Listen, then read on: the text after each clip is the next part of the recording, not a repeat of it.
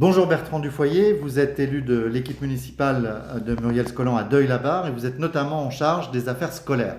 Alors, une question que tout le monde se pose aujourd'hui, concrètement, comment va se passer la rentrée à Deuil-la-Barre la semaine prochaine? Quels enfants sont concernés et comment ça va se passer? Alors concrètement, déjà, la rentrée scolaire démarre le mardi 12 mai au matin. Les enseignants vont se mettre en contact avec les parents pour leur expliquer l'horaire à laquelle ils devront déposer leurs enfants. Ce qu'il faut noter, c'est que vont être accueillis le 12 mai les enfants qui sont de CP, CM2 et grande section pour lesquels les parents ont manifesté la volonté que leurs enfants soient pris en charge par l'école.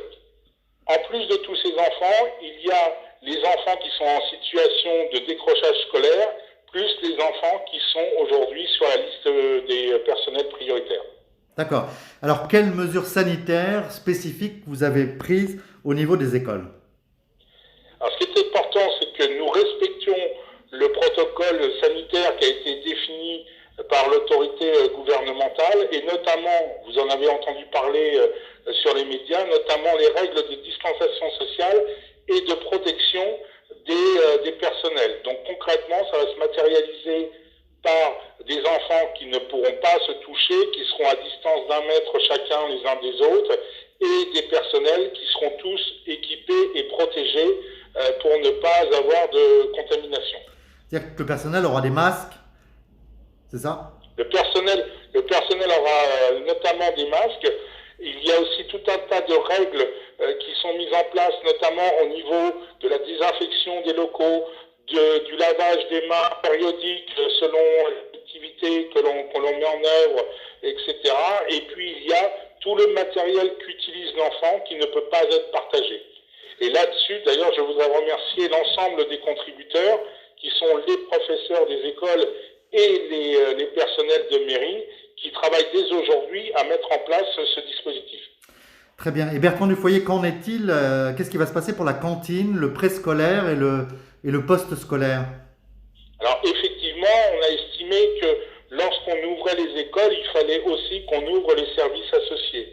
Donc de la même manière, nous allons ouvrir le préscolaire, la cantine et le poste scolaire, ces éléments-là étant aussi détaillés dans le protocole sanitaire et nous devons respecter les gestes barrières et la distanciation sociale de la même manière que pour les écoles. Et est-ce que, dernière question Bertrand Dufoyer, est-ce que cette rentrée va être progressive? C'est-à-dire qu'au fur et à mesure des semaines suivantes, il y aura davantage d'enfants. Comment vous voyez les choses? Alors effectivement, je vous ai dit qu'à partir du mardi 12, n'étaient accueillis que les enfants du CP, CM2 et grande section dont les parents se sont manifestés.